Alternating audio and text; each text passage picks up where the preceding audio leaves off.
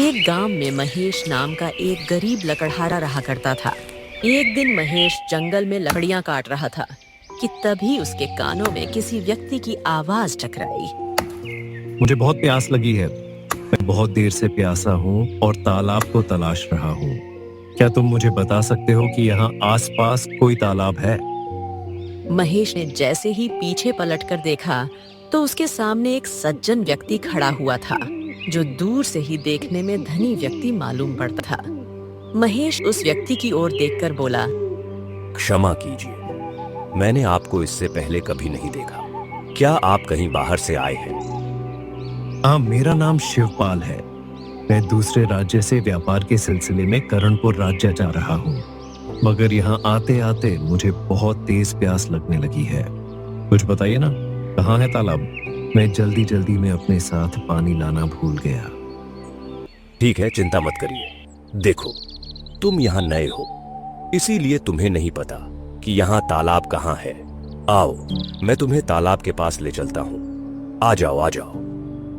फिर महेश उसे एक तालाब के पास ले गया और बोला, इस तालाब का पानी साफ है। मैं भी इसी तालाब का पानी पीता हूँ।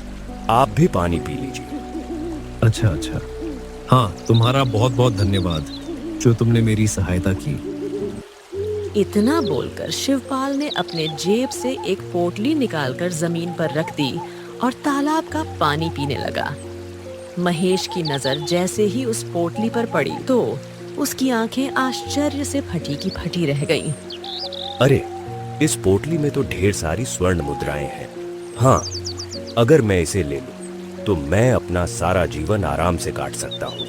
लेकिन अगर मैं इसे लेकर यहाँ से भागूं तो पकड़ा जाऊंगा, और यह व्यक्ति मुझे पहचान गया है, जिससे कभी ना कभी तो मुझे ढूंढ ही लेगा। हाँ, एक काम करता हूँ, इसको तालाब में धक्का दे देता हूँ। और वैसे भी यह तालाब गहरा है और यहाँ इस समय आसपास कोई है भी नहीं जो मुझ पर शक करेगा या देखेगा, और इसे कोई बचाएगा भी नहीं। इतना विचार आते ही महेश ने शिवपाल को तालाब में धक्का दे दिया। तालाब बहुत गहरा था और शिवपाल को तैरना नहीं आता था। शिवपाल तालाब में डूब गया और फिर महेश स्वर्ण मुद्राओं की थैली लेकर वहां से सीधे अपने घर चला आया। और सारी घटना अपनी पत्नी को बताते हुए बोला, अब तुम ही बताओ कामिनी, क्या मैंने सही किया या गलत? पहली बार तुमने अक्लमंदी का काम किया है। अब हमारी पूरी जिंदगी सुखमय बीतेगी। हाँ, वो तो है, लेकिन मुझे इन स्वर्ण मुद्राओं के लिए उस व्यक्ति को तालाब में धक्का देना पड़ा। कामिनी वह तालाब में डूब गया। शायद उसे तैरना नहीं आता था। अरे, मर गया हो तो अच्छा ही है ना, हमारा तो पीछा छूटेगा। अब तुम इन मुद्राओं से कोई बहुत अच्छा व्यापार शुरू करो। मैं गरीबी का जीवन काटते काटते तंग आ गई हूँ। अपनी पत्नी कामिनी का समर्थन पाकर महेश खुश हो गया। कुछ ही दिनों में महेश गांव का सबसे धनवान व्यक्ति के नाम से प्रसिद्ध हो गया। एक दिन महेश की पत्नी कामिनी महेश से बोली, अब तो गांव में तुम सबसे अधिक धनवान बन चुके हो। जब आदमी के पास धन बढ़ जाता है तब उसे सम्मान की आवश्यकता होती है। मैं चाहती हूँ कि सारे गांव वाले तुम्हारे वैसे ही सम्मान करें जैसे गांव के जमींदार का करते हैं। अरे मतलब, तुम कहना क्या चाहती हो? मैं चाहती हूँ कि तुम जमींदार की तरह ही गांव के लोगों को ब्याज पर रुपया दो, उन्हें थोड़ा सा कर्ज दो और भारी ब्याज वसूल करो। इस काम में रातों रात धन बढ़ता है, जिससे और भी ज्यादा पैसे हमारे पास होंगे। वाह, तुम्हारी जैसी पत्नी पाकर तो मैं धन्य हो गया कामिनी। हाँ, अब मैं ऐसा ही करूंगा। सही कहा तुमने। उस दिन के बाद महेश गांव के किसानों को कर्ज पर रुपया देने लगा और उनसे भारी ब्याज वसूलने लगा। जो भी किसान महेश का समय पर कर्ज नहीं चुका पाता, महेश उस किसान के खेत पर कब्जा कर लेता और उससे उसके ही खेत में नौकरी पर लगा देता। देखते ही देखते महेश ने गांव के आधे किसानों की जमीन हड़प ली। समय ऐसे ही बीतने लगा।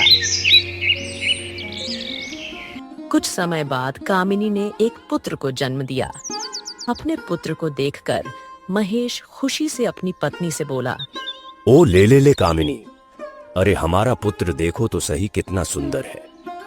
हाँ, आपने बिल्कुल सही कहा जी, ये आप पर ही गया है। कामिनी, हम अपने पुत्र का नाम केशव रखेंगे। ऐसे ही समय बीतता चला गया। 2 वर्ष बाद महेश की पत्नी कामिनी ने एक पुत्री को जन्म दिया। अपनी पुत्री को देखकर कामिनी खुश होते हुए महेश से बोली, ए जी देखिए ना, हमारी पुत्री दिखने में कितनी सुंदर है। हाँ कामिनी, तुम सही कह रही हो, यह भी हमारे पुत्र की तरह सुंदर है, पर इसका नाम क्या रखें? हाँ, इसका नाम रोशनी कैसा रहेगा? वाह क्या नाम है, बहुत अच्छा नाम है। मैं भी अपनी पुत्री का नाम यही रखने की सोच रहा था। बहुत बढ़िया। महेश की बात सुनकर कामिनी मुस्कुराने लगी। ऐसे ही वर्ष बीत गए। महेश का पुत्र और पुत्री अब दोनों जवान हो चुके थे। एक दिन महेश की पुत्री रोशनी कहीं जा रही थी कि तभी महेश उससे बोला, अरे रोशनी बेटा, यह तुम रोज रोज कहाँ जाती हो? पिताजी, आप तो जानते हैं कि मुझे जंगल में टहलना कितना अच्छा लगता है। वहाँ पर कितना अच्छा माहौल होता है। हाँ ठीक है, लेकिन बेटा जंगल में थोड़ा सावधानी से टहला करो, क्योंकि जंगल में जंगली जानवर भी घूमते हैं। मुझे डर है कि कहीं कोई जंगली जानवर तुम्हें नुकसान ना पहुंचा दे। आप चिंता मत कीजिए पिताजी, मैं केवल जंगल की सीमा तक जाती हूँ, ज्यादा अंदर नहीं जाती। इतना बोलकर रोशनी घर से बाहर निकल गई और जंगल में एक पेड़ के नीचे बैठ गई।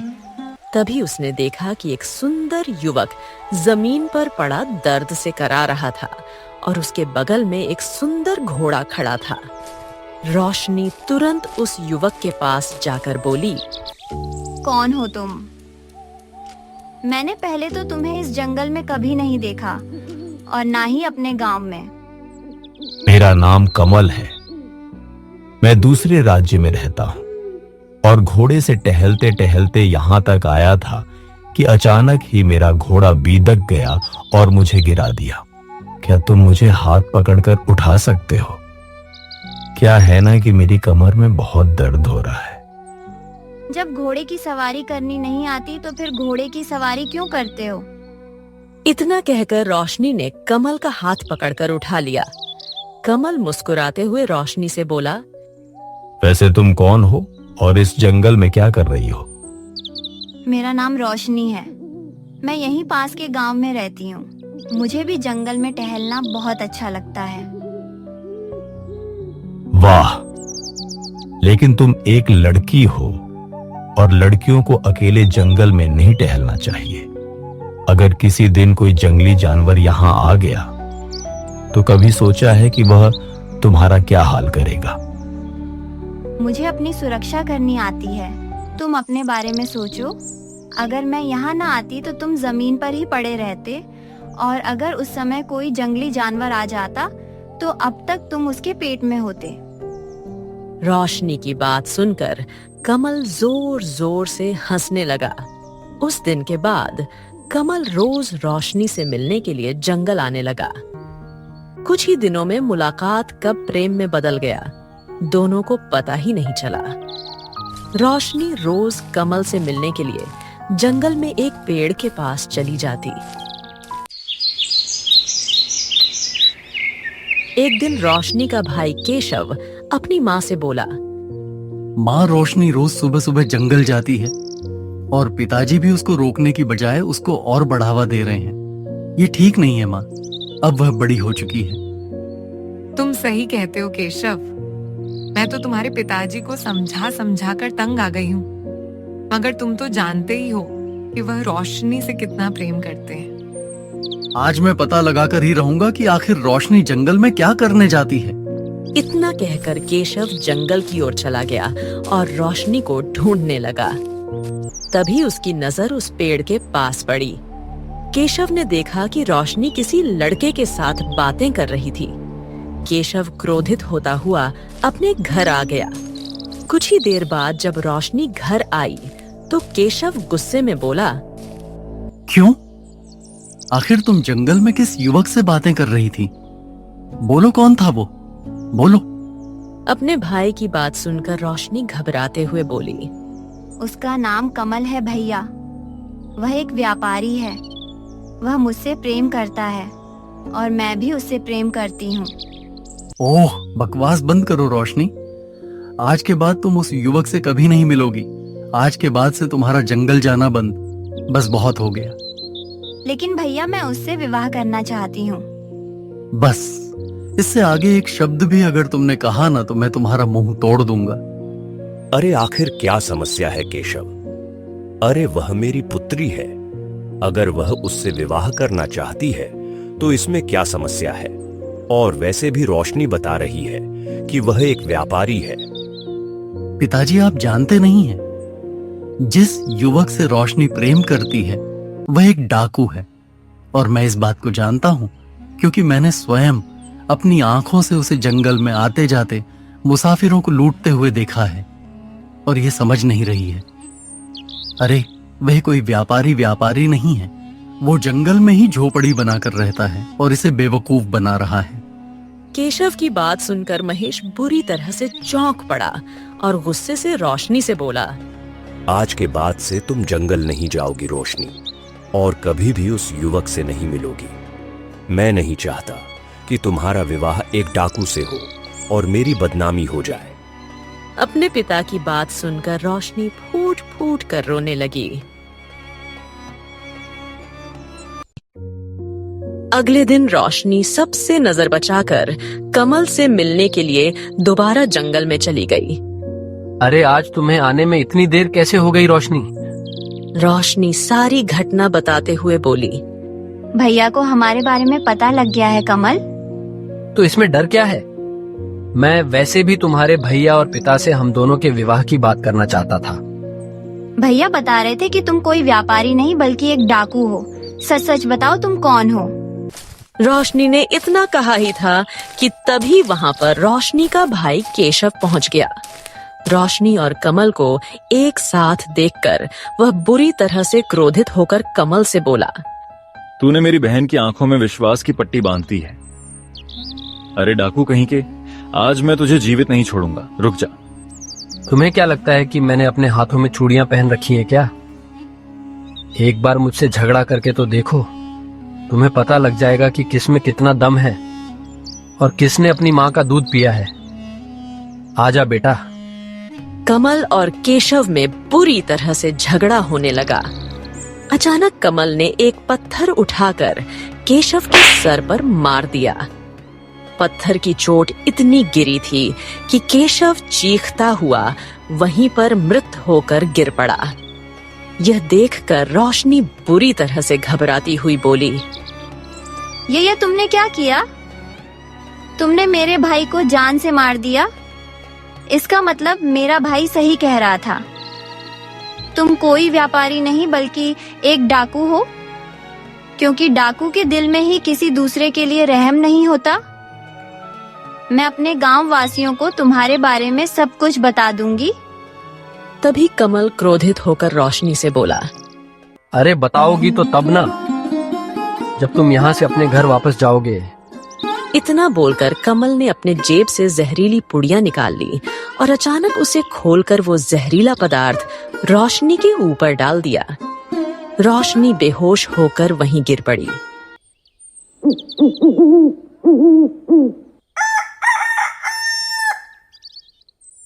इधर सुबह तक केशव और रोशनी जब घर वापस नहीं आए तो महेश और कामिनी का दिल किसी अनहोनी आशंका से धड़कने लगा। सुबह हो गई, ना तो केशव घर पर आया और ना रोशनी। पता नहीं दोनों कहाँ होंगे। कहीं कुछ हो तो नहीं गया उन्हें जंगल में? हाँ, तुम सही कहती हो। मैं उन्हें ढूंढने के लिए जा रहा हूँ। तभी वहां पर कमल आ जाता है। कमल को शंकाएं नजरों से देखता हुआ महेश बोला। कौन हो तुम? पहले तुम्हें यह कभी नहीं देखा। मैं वही हूँ जिसे तुम्हारी बेटी प्रेम करती है। कमल की बात सुनकर महेश बुरी तरह से क्रोधित हो उठा। अच्छा, तो तुम हो? तो तुम यहाँ तो आ गए हो, लेकिन अब यहाँ से वापस नहीं जाओगे। मैं अभी गांव वालों को यहाँ पर बुलाता हूँ और तुम्हारी सच्चाई बताता हूँ। गांव वालों को बुलाने से पहले जरा मेरी एक बात कान खोलकर सुन लो। देखो, मैंने तुम्हारे पुत्र केशव को जान से मार दिया और तुम्हारी पुत्री रोशनी वह भी मेरे कब्जे में है। कुछ कह रहे थे गांव वालों को बुलाने की बात। सुनो, अगर तुमने यह बात गांव वालों को बताई तो तुम्हारी पुत्री रोशनी भी मारी जाएगी, क्योंकि केवल मैं जानता हूं कि वह कहां पर है। समझे? कमल की बात सुनकर महेश और कामिनी बुरी तरह से घबरा गए और अपने पुत्र की मौत के बारे में सुनकर फूट फूट कर रोने लगे। महेश रोते हुए कमल से बोला, क्या यह क्या किया तुमने? अरे आखिर तुम चाहते क्या हो? मेरे पुत्र ने क्या बिगड़ा था तुम्हारा? क्या कर दिया तुमने? यह क्या क्या चाहते हो? बोलो। अच्छा तो सुनो, मुझे 1 लाख स्वर्ण मुद्राएं चाहिए। 1 लाख स्वर्ण मुद्राएं, समझे? और ये सारी स्वर्ण मुद्राएं लेकर जंगल में तालाब के किनारे आ जाओ और वहीं से अपने पुत्री को ले जाओ। बस बात खत्म। क्या? यह तो बहुत बड़ी रकम है। इतनी बड़ी रकम को हासिल करने के लिए मुझे अपनी सारी संपत्ति बेचनी पड़ेगी। ओ ऐसा क्या? तो फिर जल्दी से अपनी सारी संपत्ति बेच दो। मैं तुम्हारा जंगल में तालाब के किनारे इंतजार करूंगा। रोशनी से प्यार हो तो आंखें ले जाना, नहीं तो मैं तो प्यार करता ही हूं उससे। इतना बोलकर कमल मुस्कुराते हुए वहां से चला गया। महेश के पास अपनी संपत्ति बेचने के अलावा और कोई रास्ता नहीं था। महेश ने अपनी सारी संपत्ति गांव के जमींदार और बाकी सारे लोगों को बेचकर 1 लाख स्वर्ण मुद्राएं एकत्रित कर ली। इस काम में महेश को 1 हफ्ते का समय लग गया।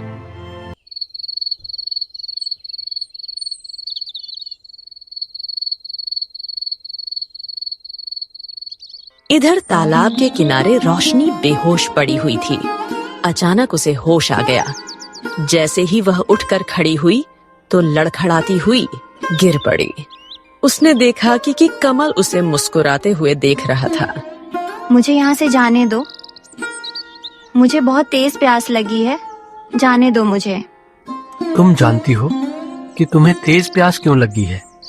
क्योंकि तुम 1 हफ्ते से यहाँ पर बेहोश हो, लेकिन मैं तुम्हें पीने को कुछ भी नहीं दूंगा। मुझे थोड़ा सा पानी पिला दो, प्यास के मारे मेरा बुरा हाल हो रखा है। अगर मुझे पानी नहीं मिला तो मैं मर जाऊंगी। ओ मेरे प्यारी रोशनी, तुम मर जाओ ना, मुझे कोई फर्क नहीं पड़ता तुम्हारे मरने और जीने से। कमल ने इतना कहा ही था कि रोशनी ने अपनी आंखें बंद कर ली।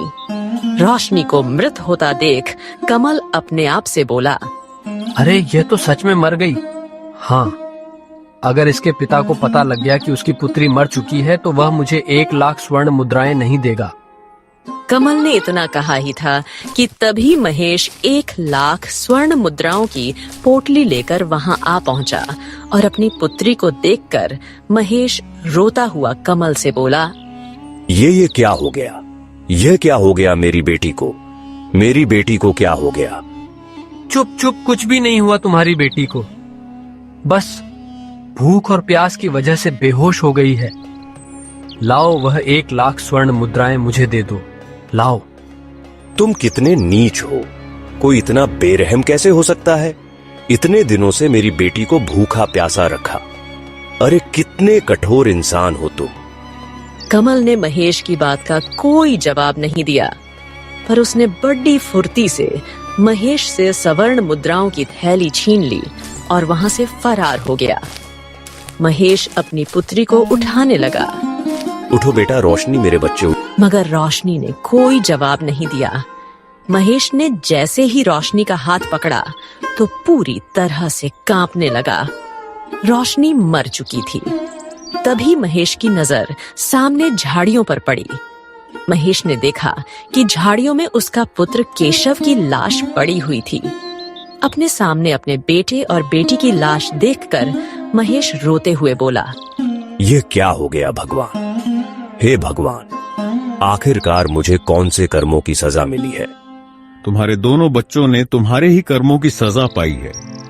यह सुनकर महेश बुरी तरह से चौंक पड़ा। उसने जैसे ही पलट कर देखा तो उसने देखा कि उसके पीछे एक साधु खड़ा हुआ था। साधु रहस्यमय अंदाज में महेश की ओर देखकर बोला, यह सब तुम्हारे ही कारण हुआ है। तुम जानते हो, वर्षों पहले तुमने शिवपाल नाम के व्यक्ति को तालाब में धक्का देकर उसकी सारी स्वर्ण मुद्राएं छीन ली थी। कमल उसी शिवपाल की संतान है। क्या? या ये आप क्या कह रहे हैं? हाँ, मैं सही कह रहा हूं। शायद तुम नहीं जानते थे कि शिवपाल का भी एक परिवार था जो कि इसी जंगल में उस समय मौजूद था। उसके परिवार में एक पुत्र और एक पुत्री थी। तुमने शिवपाल को तालाब में धक्का दे दिया। शिवपाल तैरना नहीं जानता था। तैरने न जानने के अभाव में वह बेचारा बेमौत मारा गया। उसके दोनों बच्चे अनाथ हो गए और जंगल में भटकने लगे। उसकी एक पुत्री को शेर खा गया। जब शेर शिवपाल की पुत्री को खा रहा था, तब उसका पुत्र कमल डरी हुई नजरों से अपनी बहन को अपनी आंखों के सामने मरते हुए देख रहा था। वह बेचारा डरते हुए जंगल के अंदर इधर उधर भाग रहा था। अपनी जान बचाने के लिए जहां पर उसे कुछ डाकुओं ने पकड़ लिया, उसकी परवरिश डाकुओं ने की। डाकुओं की परवरिश के कारण कमल भी एक डाकू बन गया। मगर समय का खेल देखो।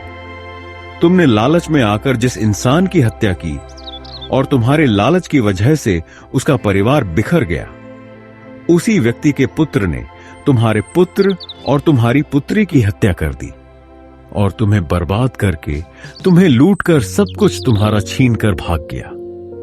ठीक वैसे ही जैसे तुमने वर्षों पहले उसकी स्वर्ण मुद्राएं छीन कर उसे बर्बाद करके भाग गए थे। जैसी करनी वैसी भरनी।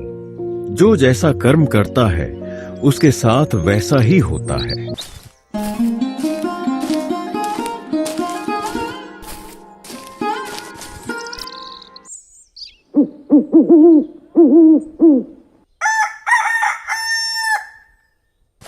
उसके बाद महेश को अपने आप पर बहुत पछतावा होता है। उसको समझ आ गया था कि बुरे कर्मों का फल बुरा ही होता है। तो दोस्तों, कैसी लगी आपको ये कहानी? कमेंट बॉक्स में जरूर बताना और चैनल को जरूर सब्सक्राइब कर लेना। धन्यवाद।